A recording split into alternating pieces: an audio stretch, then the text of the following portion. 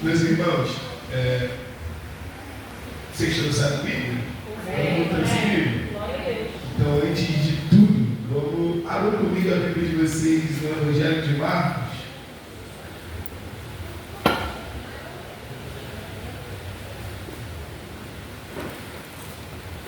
Marcos 16,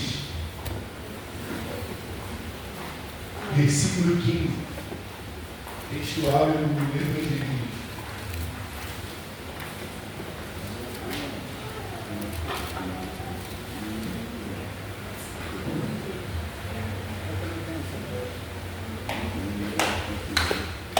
Marcos 16, versículo 15. Amém. Todo mundo achou? Quem achou diz amém. Amém. Quem não achou diz misericórdia. Todo mundo achou? E disse-lhes: vão por todo mundo, preguem o Evangelho a todas as pessoas. Quem crê e for batizado será salvo, mas quem não crê será condenado. E esses sinais acompanharão os que creem. Em meu nome expulsarão demônios, falarão novas línguas, pegarão em serpentes, e se beberem alguma coisa mortífera não lhes fará dano nenhum, e imporão as mãos sobre os doentes, e eles serão curados. Depois de lhes ter falado, o Senhor Jesus foi elevado aos céus e assentou-se à direita de Deus. Então os discípulos saíram e pregaram por toda parte, e o Senhor cooperou com eles, confirmando-lhes a palavra com sinais que os acompanhavam. Basicamente, meus irmãos, esse aqui é o textual do Evangelho.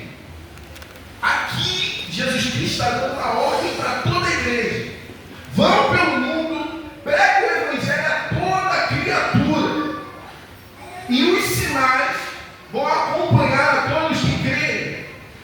Então, já que o slide ainda não foi? Está quase. O tema dessa palestra é justamente palestra de evangelismo urbano, palestra de evangelismo de rua, mas de evangelismo de rua sobrenatural. Porque, sendo bem sincero, não tem como a gente pregar somente o evangelho por palavras.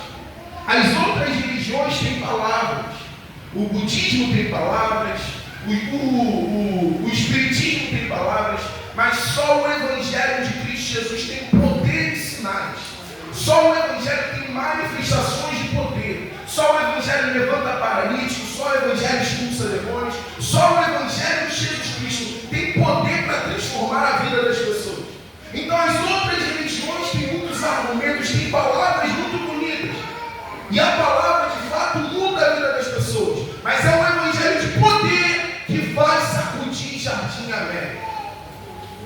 Amém, gente? Amém. Eu acredito nisso. E, gente, isso aqui para mim, sendo bem sincero com vocês, é uma resposta de oração que eu estou fazendo há séculos. Desde quando eu vim aqui para a Jardim América. Isso aqui é uma resposta de oração. E semana que vem, a gente vai pregar o Evangelho para essas pessoas aqui. E a gente vai pegar a Jardim América, está virado de cabeça para baixo, virar de novo de cabeça para cima. Amém? Amém. E só Bíblia volta. Realmente. Eu pensei que dava para fazer sem slide, mas não tem. Mas tá quase. Tá quase.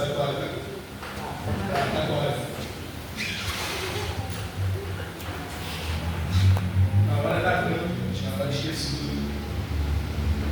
Mas tá. O início do slide eu fazendo uma breve apresentação acerca de mim. Eu já comecei com o meu amigo Jefferson aqui, sobre como eu comecei com esse desejo de pregar o Evangelho para as pessoas. Quando eu tinha 15 para 16 anos, gente, eu tenho 21 anos, tá? Tem gente que fala que eu tenho 40, 36, mas eu tenho somente 21. Então, eu sei que tem muita gente aqui mais velha, mais experiente, mas eu espero que eu consiga passar um pouquinho do que eu sei para vocês, tá bom? Então, como começou esse desejo de pregar o Evangelho para as pessoas, de sair pelas ruas e anunciar sobre Jesus Cristo? Eu tinha 15 para 16 anos, eu estava no retiro de adolescente, ouvindo pregações, ouvindo palavras, ouvindo sobre o Evangelho. Só que um dia do retiro, veio um jovem de 27 anos, cabeludo, totalmente fora dos padrões, mas ele pregava sobre um Jesus Cristo vivo. E eu nunca vi alguém pregar sobre um Jesus Cristo vivo como aquele jovem pregou. Ele pregou de uma força que eu vi Jesus lugar, a ponto de ele descer do púlpito, chamar muitos adolescentes que tinham problema de audição, problema no andar, problema no caminhar, deficiências físicas, chamar na frente. E aquele jovem desceu e começou a orar pelos enfermos na frente, na minha frente. Eu vi gente sendo curada, surdo voltando a ouvir, pessoa que tinha a mão mirrada, a mão atrofiada, a mão voltando ao normal, uma pessoa que não conseguia andar direito e sair correndo no meio da igreja. Para um jovem de 15 para 16 anos, isso foi assustador, inovador, e me fez me apaixonar por isso. E ele começou a incentivar a gente que era adolescente a ir pelas ruas e pregar o evangelho para as pessoas. E depois desse dia, meus irmãos, eu comecei a fazer loucuras com Jesus. Eu comecei a ir para a rua, orar pelas pessoas na rua, porque eu queria ver gente sendo curada. Então eu comecei a orar por enfermos e depois de 50 tentativas, orando com pessoas na rua, meu primeiro enfermo foi curado e eu dei glória a Deus por isso. Isso é extraordinário. E depois disso eu comecei a pregar, perder o medo, perder um pouco da vergonha e pregar para as pessoas sobre o Evangelho de Jesus. E é basicamente isso. Meu nome é Alexandre Pimentel e eu sou um jovem que está apaixonado e ansioso para impactar essa comunidade. Agora vamos de fato para a aula. Eu peço que vocês abram a Bíblia de vocês em Atos, capítulo 17. No livro de Atos, a gente tem muitos modelos de evangelistas, muitos modelos de pessoas que fizeram coisas extraordinárias com Jesus, muito modelo de pessoas que fizeram coisas incríveis. Mas o apóstolo Paulo, para mim, é uma das maiores referências de missão e de evangelismo urbano. Atos capítulo 17, versículo 22. Aqui ele vai estar já pregando o evangelho para algumas pessoas e ele vai estar dando mais ou menos uma instrução de evangelismo. Atos 17, versículo 22. Amém.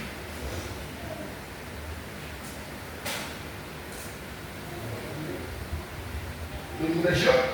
Amém. Tá, o primeiro versículo 22. Então Paulo levantou-se na reunião do Areópago e disse-lhes: atenienses, vejo que em todos os aspectos vocês são muito religiosos. Percebam bem, Paulo aqui ele dá uma análise acerca dos atenienses.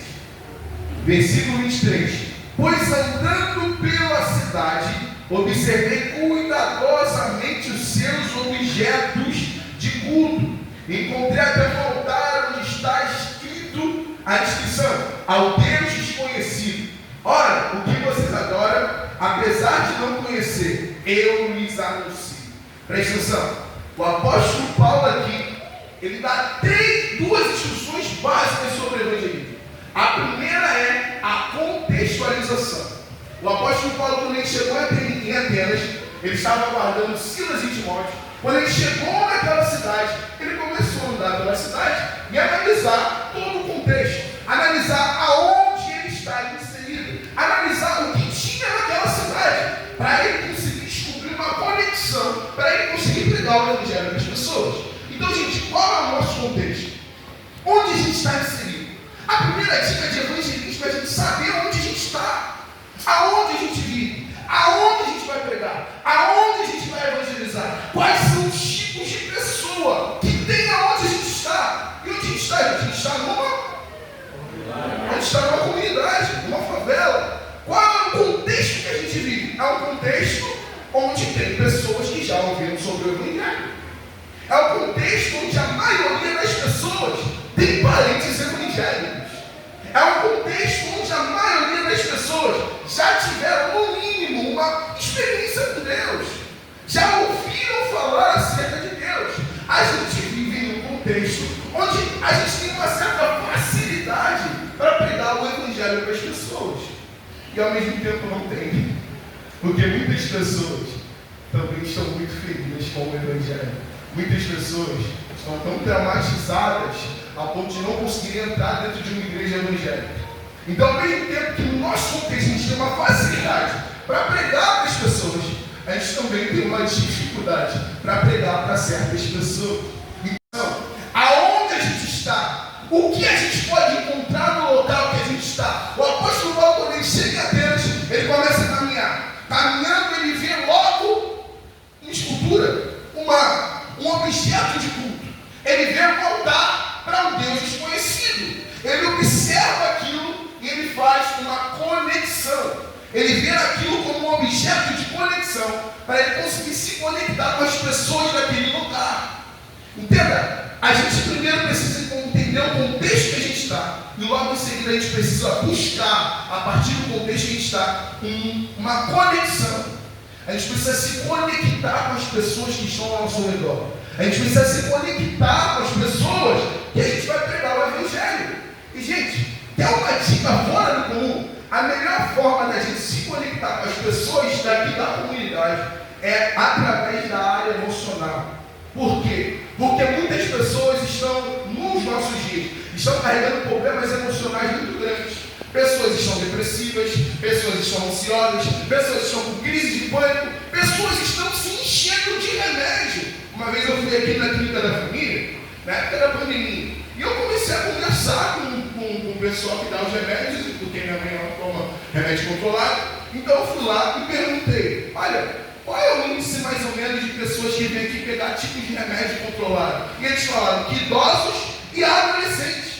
Idosos e adolescentes. Aqui na comunidade de Jardim América, o que mais tem são adolescentes e idosos indo buscar remédios controlados, remédios tarja preta.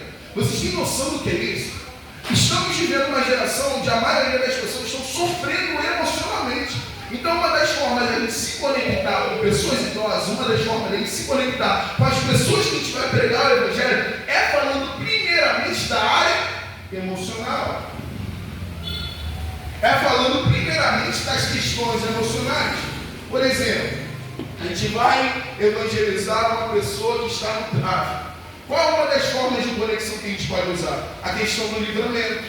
Deus te dá livramentos que você percebe e que você não percebe. E entenda, esse é o tipo de conexão. Por exemplo, lá em São Paulo, muitos skatistas, pessoas que andam de skate, eles têm uma forma, um jeito, um toque específico que só os skatistas conhecem. Uma forma, um comprimento específico por exemplo, a gente ali que é crente, a gente tem uma paz do Senhor. Os skatistas, eles têm um próprio tipo de forma de se conectar. Então, um evangelista, um Luciano, ele simplesmente aprendeu a andar de skate e aprendeu esse cumprimento para que ele conseguisse se conectar com os skatistas. Vocês estão conseguindo entender o que eu estou dizendo? Amém? Então, a segunda dica é conexão.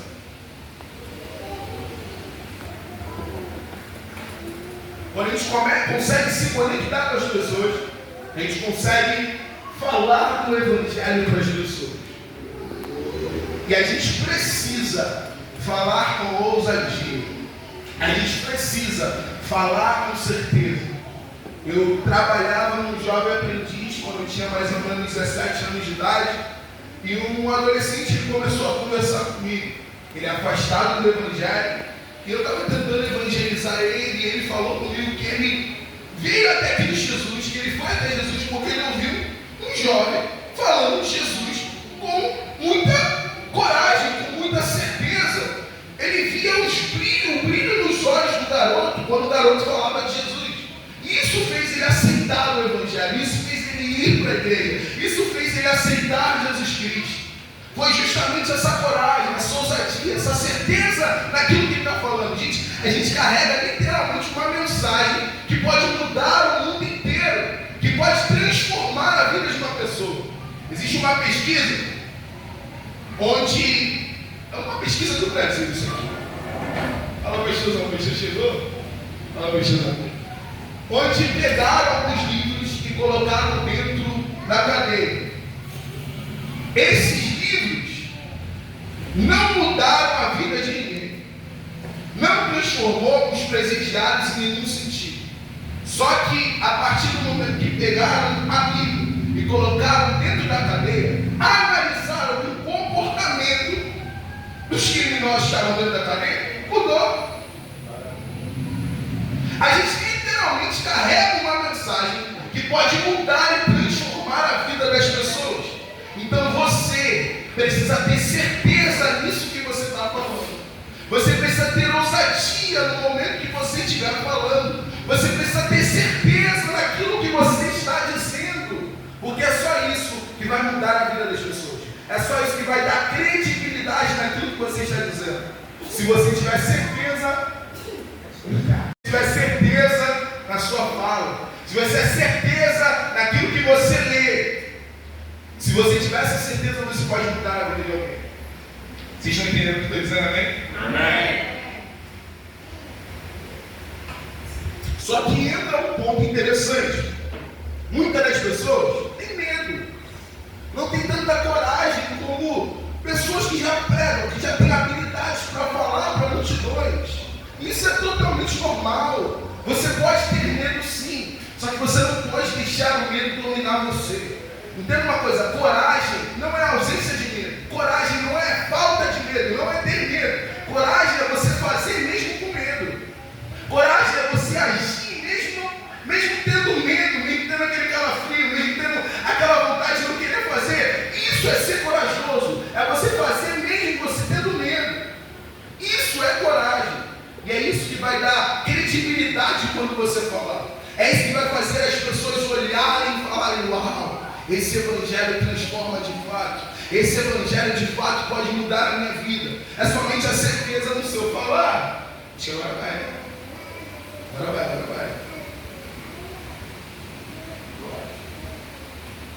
Vamos orar aí. Vocês já entenderam o que eu estou dizendo, amém? Amém.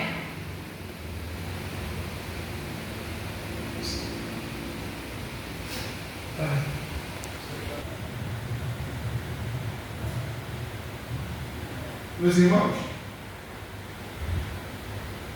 qual foi o primeiro ponto que eu falei? Foi? Vamos lá, Contextualização. Contextualização. O segundo? Se conectar às pessoas. Isso, conexão. E o terceiro foi? A ousadia, a coragem. Isso, certeza no falar. Se a gente tiver esses três pontos, a gente já consegue pregar o evangelho de uma forma eficaz.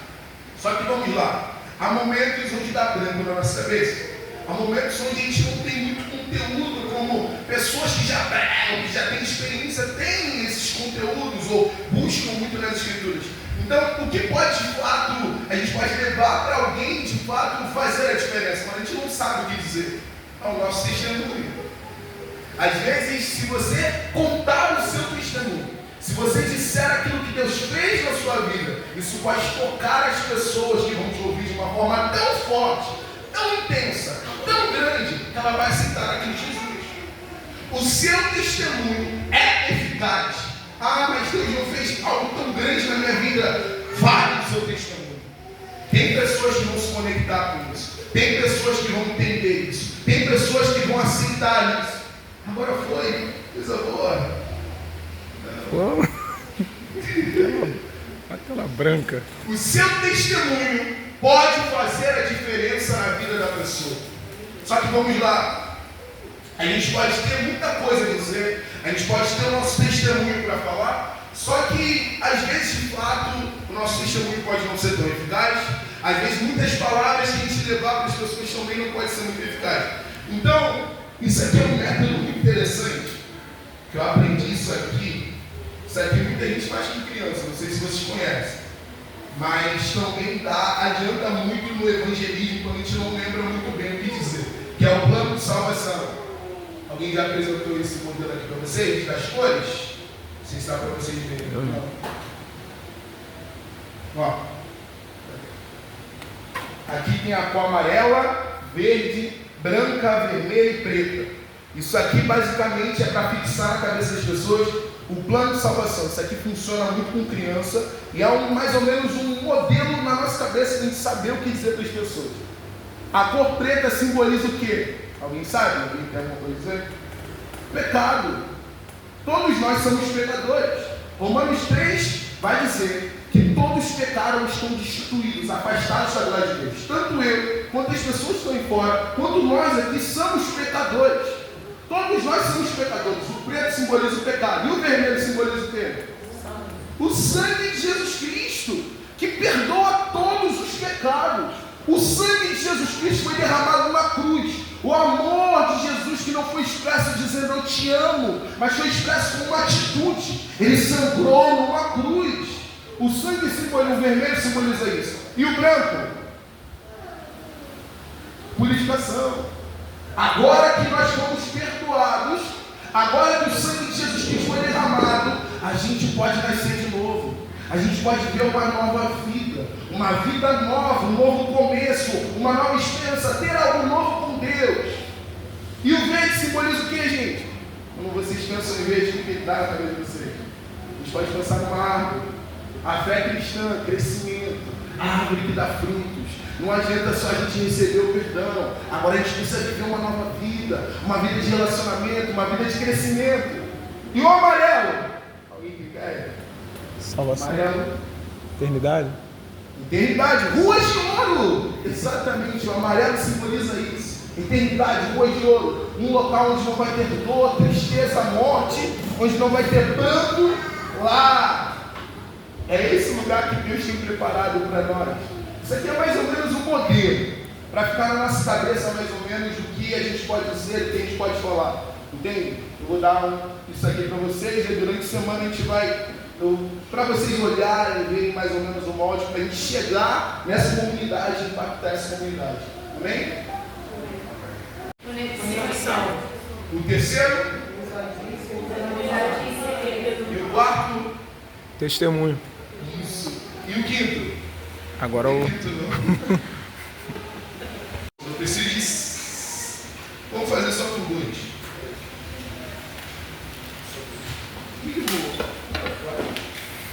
Quem se voluntaria? Pode vir aqui. Tem que segurar alguém aqui. Voluntários. Quem se voluntaria? Vamos igreja. Quem? Tem dois aqui. Preciso de mais dois.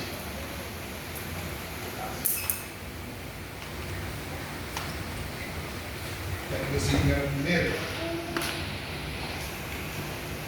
Vocês vão ser esse personagem. Presta atenção. Vocês vão ser esse personagem. Você vai estar nessa situação e vai interpretar isso aqui. Você vai estar nessa situação e vai interpretar isso aqui. E vocês duas vão usar os 5 pontos. Quais são os 5 pontos?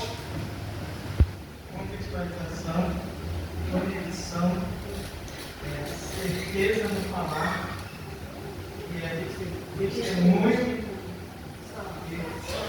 Só e usar um pouquinho ou algum desses pontos para entender um pouquinho. Vamos lá, mostra aí pro povo. O que é?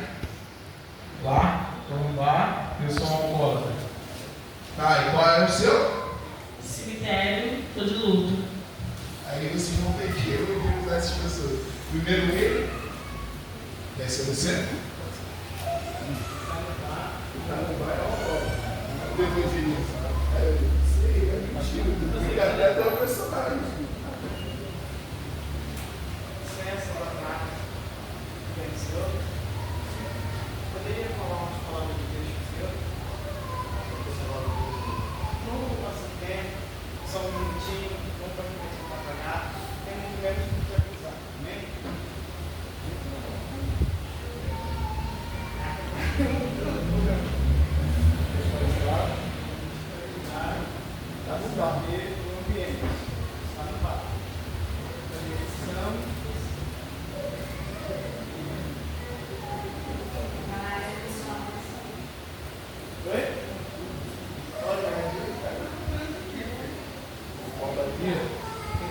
Muito louco, cheio de ódio no coração,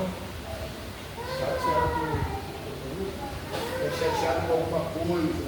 Talvez ele vá perder justamente para fugir da realidade que ele está.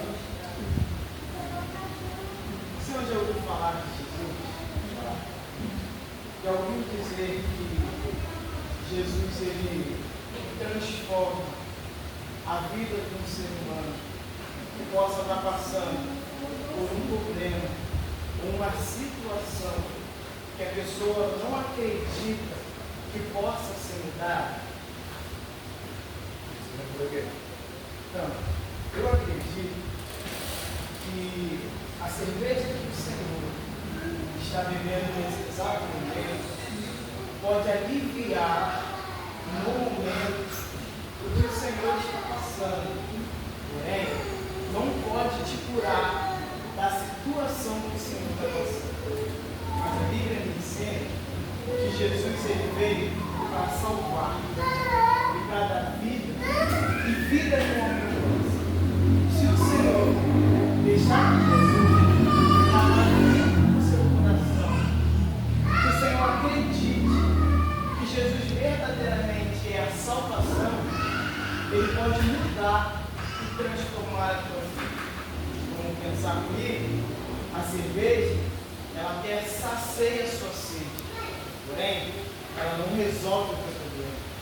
Jesus, ele sacia a tua sede, resolve o teu problema e te dá vida eterna para você permanecer juntamente com ele.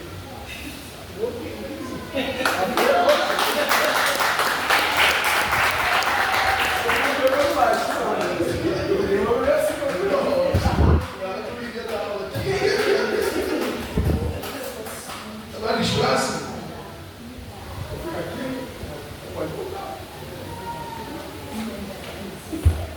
Se deu por aí, chama, meu.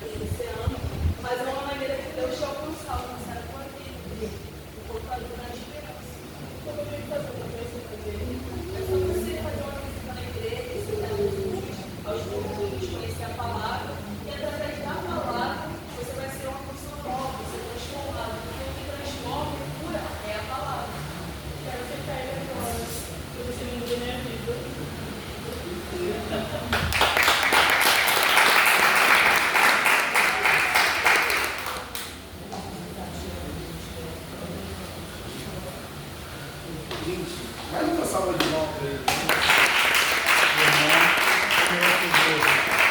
Isso, Oscar. Agora foi. É isso, irmão. A Fabiana falou, mas isso aqui é atriz. É só uma atriz. Pronta. Deixa eu seguir aí.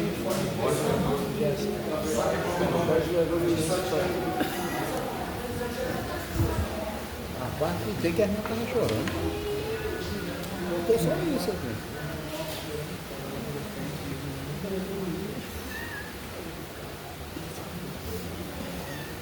Olha que interessante, gente. Todos eles fizeram uma coisa que é essencial. Eles foram extremamente educados. Se você for educado, bom dia, boa tarde, posso falar de Jesus para você, dando sempre uma opção para a pessoa. Você quer ouvir uma mensagem, você tem tempo para ouvir uma mensagem sobre Jesus? Isso aí é perfeito, porque a sua educação vai abrir porta para você poder espalhar o Evangelho, pregar o Evangelho para essa pessoa. Então vamos repetir, gente.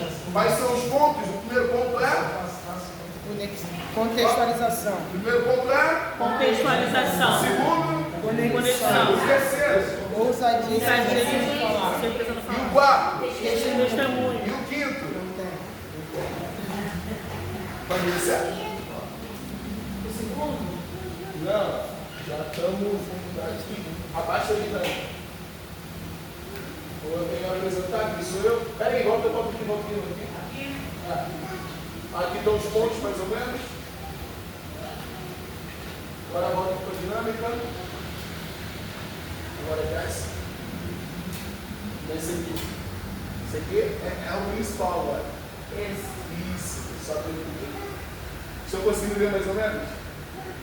A gente leu aqui sobre Marcos 16:15, certo? Sim. Só mais um pouquinho em cima, só um pouquinho. Desce isso. Desce mais um pouquinho, só para ficar esse aqui. Em cima.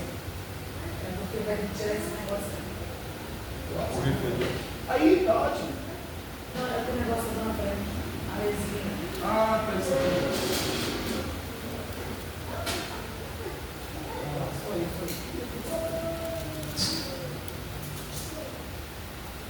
E lá em Marcos 16:15, está justamente dizendo para a gente ir e pregar o Evangelho. Mas também está dizendo que os sinais vão acompanhar aqueles que creem. Os sinais vão acompanhar aqueles que creem. Crer, acreditar. Só que o que é? Acompanhar. O que a pessoa vai dizer seguir. Seguir é uma pessoa que não está na frente. Seguir é algo que está atrás dele. É algo que está atrás de você. Então aquele que acredita, ele vai na frente com fé, vai na frente acreditando. E justamente por isso os sinais vão seguindo. Isso significa que você tem que ir lá orar pelo enfermo, acreditando que ele vai ser curado. Se não for curado, amém. Ora por outro. Se não for curado, amém. Ora por outro. Até ser curado, como tem um grande evangelista chamado Todd White. Esse cara ele orou por 100 pessoas. 100 pessoas para pessoas serem curadas. As 100 foram curadas? Não. Depois, na 101, também não foi curado. Na 102, não foi curado. Na 103, não foi curado. Na 105, não foi curado. Na 106, um enfermo foi curado. Hoje ele é usado extremamente para curar pessoas no nome de Jesus. Porque os sinais estão acompanhando, os sinais estão seguindo. Porque ele está indo acreditando.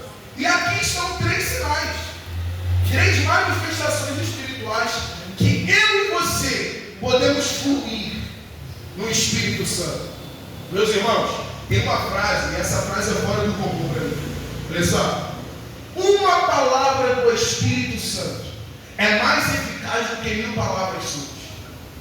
Uma fala do Espírito Santo é mais poderosa do que qualquer palavra, do que qualquer testemunho que você disser. Porque se a gente viver uma vida de dependência no Espírito Santo, o nosso evangelismo vai ser extremamente eficaz. Vou contar 3 testemunhos com base nessas 3 situações. A primeira é a palavra de conhecimento. Muitas pessoas acreditam que palavra de conhecimento é pregar bem, é falar bem, é expor bem as Escrituras. Só que palavra de conhecimento é um conhecimento que nenhum de nós temos, somente Deus. É, por exemplo, uma pessoa está vivenciando uma situação na semana dela, ou tem um segredo que ninguém sabe, ninguém conhece, e o Espírito Santo revela para você no seu coração e você fala para ela. Vocês têm um pastor que é extremamente usado nisso aqui, não precisa nem falar isso aí. Esse é o famoso dom de revelação. É um conhecimento profundo, oculto, que só o Espírito Santo pode dar para você no seu coração. A gente vê isso lá em João. Abra aí a Bíblia de vocês em João 4. O episódio da mulher samaritana. Vem, eu tô dando a Bíblia. Eu tô lutando lá pra Bíblia. Não, pra pegar a Bíblia, rapaz. Não, a Bíblia tá lutando lá. Qual é a mão? Vai ter melhor. Agora é bem. Então tá bom.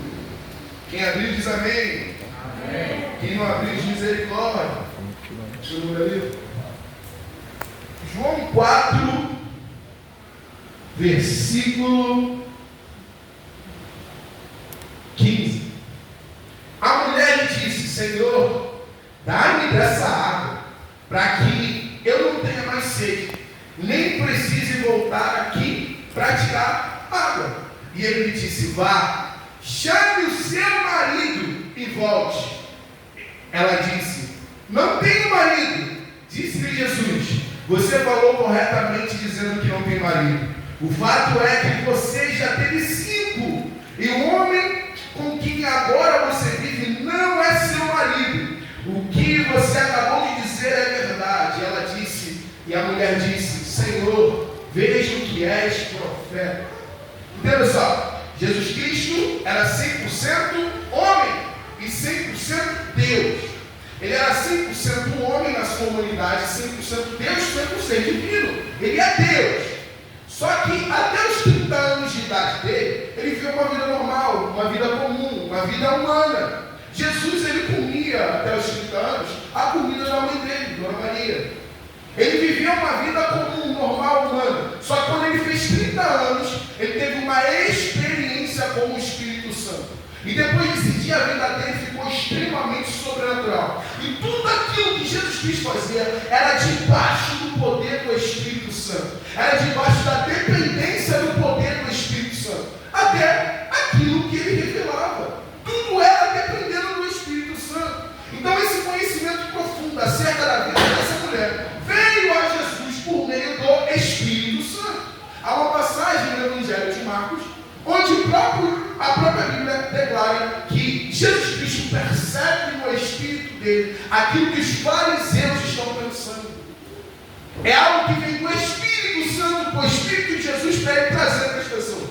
Então, palavras de conhecimento, revelações é o dom que Deus quer usar você. Não é só usar o pastor de vocês, não, gente. É usar você. Você, Deus não quer derramar o poder dele somente em um homem. Ele não quer derramar a unção dele somente sobre uma pessoa. Ele quer derramar sobre toda a igreja. É toda a igreja revelando, é toda a igreja fluindo em cura, é toda a igreja fluindo no poder do Espírito Santo. Ele quer que a gente viva um novo nível com ele. E as palavras de conhecimento, o dom de revelação, é um dom que você pode usar. Muitas das vezes vai vir como? Audivelmente. Muitas das vezes o Espírito Santo ele pode falar no seu coração algo, pode falar no seu ouvido algo, mas nem sempre é assim. Deus fala de muitas formas com todo mundo. Às vezes é uma palavra, às vezes é uma imagem que vem no seu coração. Mas entenda, até nesse ambiente que é espiritual, onde a igreja está reunida, aquilo que o Espírito Santo coloca no seu coração é dele. Você não precisa ter medo de revelar aquilo que o Espírito Santo coloca no seu coração para alguém. Se é do Espírito Santo, vai fluir através de você de uma forma ou outra, mas você não pode ter medo. Se ele está colocando algo no seu coração, fala. Semana que vem a gente vai sair para evangelizar na rua. Se o Espírito Santo colocar algo na sua mente, colocar algo no seu coração, não tenha medo de falar, mesmo que seja algo muito duro ou muito grave. Por exemplo, tem uma situação onde minha mãe, que é usada em palavras proféticas, em palavras de conhecimento e revelação, ela abordou uma menina aqui na comunidade, onde ela vivenciou uma situação um pouco delicada, que é uma situação de estupro. Quase que ela foi estuprada por alguém. E minha mãe trouxe isso à tona, só que minha mãe estava receosa de falar isso, porque, gente, não é uma situação muito cômoda de se falar. Mas ela disse, a menina desabou em lágrimas. E ela trouxe outra palavra de conforto, uma palavra de sabedoria para a garota. Porque, gente, aquilo que o Espírito Santo coloca no seu coração, mesmo que seja algo meio indelicado de falar, fale. Isso é a palavra de conhecimento. Existe um evangelismo sobrenatural que é caça ao tesouro. Eu peguei alguns jovens da minha igreja e a gente foi para a rua evangelizar. E antes da gente evangelizar, a gente fez uma oração, pedindo o Espírito Santo. Coloca palavras no nosso coração. Coloca cores de roupa no nosso coração. Coloca características físicas acerca de pessoas no nosso coração. Para que a gente possa ser certinho no nosso evangelismo. E a gente orou. E sabe o que veio, gente? Uma cor preta. Gente, quase todo mundo hoje em dia anda de preto. Não é muito estranho isso. Veio uma cor preta, uma simples cor. E a gente viveu pela fé, a gente foi. E no caminho que a gente estava indo para o shopping, a gente ia evangelizar dentro do shopping. No caminho, o Espírito Santo deu número 3 para o meu colega. A gente continuou andando, seguindo. Quando a gente chegou no shopping, o Espírito Santo deu para o meu outro amigo, meninos. Aí depois deu para mim, boné, bermuda. A gente encontrou 3 meninos com roupa preta, com boné preto, dentro do shopping. E especificamente eles com as características de roupa, com a cor da blusa, com a cor da bermuda, com a cor do boné, com essas características. Eles trouxeram o Evangelho para eles e eles foram quebrantados e tocados pela mensagem do Evangelho. Então, às vezes, o Espírito Santo, porque você não está acostumado a fluir isso, talvez você não esteja, vai te dar um sinal, uma característica, algo bem pequeno, algo que a gente pode considerar até meio pobre, meio minúsculo, pequenininho. Mas se você tiver fé, se você acreditar que isso que Ele deu para o seu coração é dele, e se você não tiver medo de falar, Ele vai te dar mais coisas, ou até se você conversar com o Espírito Santo, me dá mais características, Espírito Santo, fala mais comigo, porque isso aqui eu não consigo muito bem saber o que é para ele dizer. Ele vai falar. Estamos entendendo o que eu estou dizendo, amém? E aqui, o terceiro ponto, que é um dom que capacita você a curar pessoas. Algo que é fora do comum, que é sobrenatural, aquilo que humanamente a gente não consegue fazer. O Espírito Santo ele consegue fazer através de nós. O dom de cura é um dom que todo cristão pode ter, mas é um dom que o Espírito Santo dá a cada um conforme ele quer. Abra a Bíblia de vocês em 1 Coríntios 12, versículo 7. Eu vou explicar um pouquinho melhor sobre isso.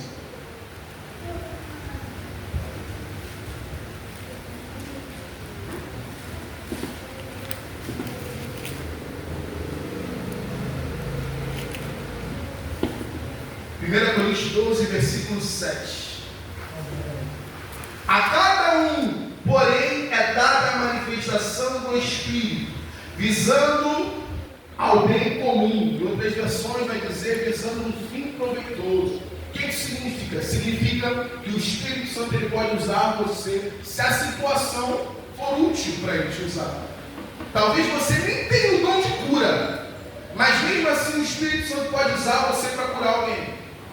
Talvez Deus nem te revelou, ou te disse, ou disse para você, você tem um dom de cura. Mas se a situação for propícia para o Evangelho chegar ao coração de alguém, Deus pode te usar para curar a pessoa. Mas como a gente sabe disso? Vai ser por meio de uma revelação? Pode ser, ou talvez não pode ser. Por isso que o cristão não vive por sentimento, ele vive pela fé. Ele vive pela fé. É você acreditar mesmo às vezes você não sentindo. É você ter certeza naquilo que você leu. Deus fala aqui, Jeová Rafa, certo? O Deus que cura, certo? Às vezes o Deus que cura não vai falar para você orar pelo enfermo para ele ser curado. Não vai te dar certeza nenhuma. Mas se você tiver fé, a pessoa pode ser curada por meio da sua oração. Porque a gente leu aqui em Marcos, em meu nome, colocarão as mãos sobre os enfermos e eles serão curados.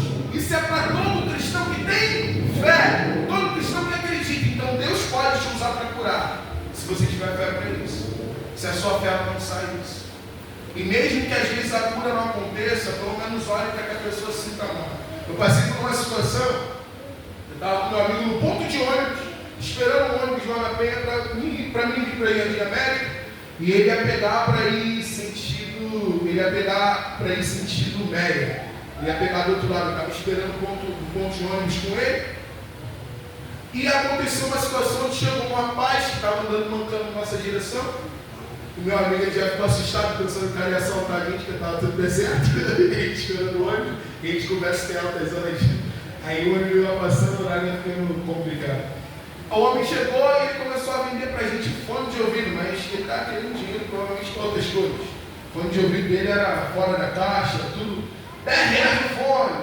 Aí eu cheguei para ele, comecei a pregar o evangelho para ele. Falei, usei a questão da conexão, o contexto, comecei a falar de Jesus para ele. Ele falou que estava 38 anos afastado do evangelho. Isso é pesado demais. E ele falou que dentro desses 38 anos que ele estava no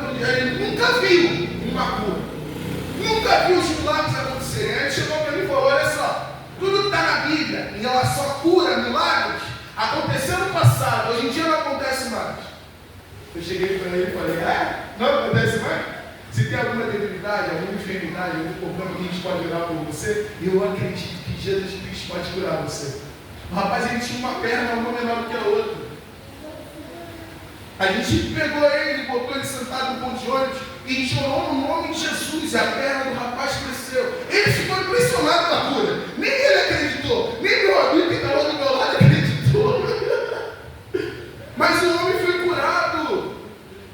E a gente orou e o rapaz se entregou ao Cristo Jesus novamente. Nossa, foi uma situação inesperada, inusitada. Mas a gente teve fé e aconteceu um milagre. Deus pode te usar se você tiver fé naquilo que está escrito aqui. Mesmo que Ele não fale com você, mesmo que Ele não mande você fazer, mesmo que você não sinta, se Ele está mandando na palavra, faça, vai acontecer. E aí chega o terceiro ponto, que é o ponto da oração feita no nome de Jesus. A questão do exorcismo, expulsar demônios. A gente vai evangelizar semana que vem e tem muita gente carregada. Gente, eu estou falando sobre dom espiritual, mas o pastor de vocês está muito usado aqui. Só que entenda, Deus quer usar você também. Deus quer usar você. Não é só aqui na igreja. Deus quer usar você lá fora. Então, se cair alguém manifestado, coloca a mão e expulsa o nome de Jesus. Amém? Amém? É bem simples isso. Não tem muito misticismo. Se você é um cristão, se você acredita no poder de Deus, se você acredita no que está escrito aqui, se você colocar a tua mão, você não vai colocar só a sua mão, mas o Espírito Santo vai colocar a mão junto com você. Se você orar no nome de Jesus, sai! Vai sair. E se demorar a sair, se não sair de primeira, continue insistindo. Em nome de Jesus, sai! Tem um episódio, eu demorei 2 horas para expulsar o demônio. Foi uma luta complicada, gente, você não tem noção. Foi lá na minha igreja, eu dava por raiva, eu queria insistir muito. Passou tempo, e demorou, mas a gente insistiu até sair. E quando saiu, todo sabe que a gente reclamou com o partido do Espírito Santo, estava batizado do Espírito Santo. Ore, acredite no poder do nome de Jesus, e vai acontecer um milagre. É só isso, é muito simples, é uma fórmula de bolo. É estar sensível naquilo que o Espírito Santo colocar no seu coração. E acreditar, às vezes, quando ele não colocar nada no seu coração. Então vamos lá, qual é o primeiro pontinho? Sem ser esse aqui, lá no começo. Qual é o primeiro ponto? Contextualização. O segundo. E o terceiro. E o quarto. E o quinto, agora tem quinto. Isso! Esse é o quinto ponto, o mais importante de todos. Às vezes você pode nem usar os 5 que eu falei, ou os 5 que você anotou, mas se você depender do Espírito Santo, já era. A pessoa ganha para Jesus. E se ela não for bem de primeiro, insiste mais um pouco. Ore por ela. Pede o número de telefone dela. Traga ela para a igreja. Porque vamos ser sinceros, gente. A gente vai semana que vem sair para semear. Vai sair para pregar o Evangelho para as pessoas. Vai plantar semente no coração das pessoas. Só que o evangelismo não vai ser eficaz, não vai ser efetivo se a gente não discipular essas pessoas. Se a gente não trouxer essas pessoas para cá e tratar, cuidar, direcionar, apontar, regar essa planta para que ela cresça, para que ela se desenvolva. Um evangelismo eficaz é um evangelismo que a gente discipula as pessoas, trata das pessoas, cuida das pessoas. Então a gente vai sair para evangelizar, mas você precisa cuidar da sua vida também. É a parte mais difícil para você vê se dá para vocês. Mas vale a pena, quase que mas vale a pena. Vale a pena. Meus irmãos, basicamente é isso. Eu peço que vocês se levantem, por favor.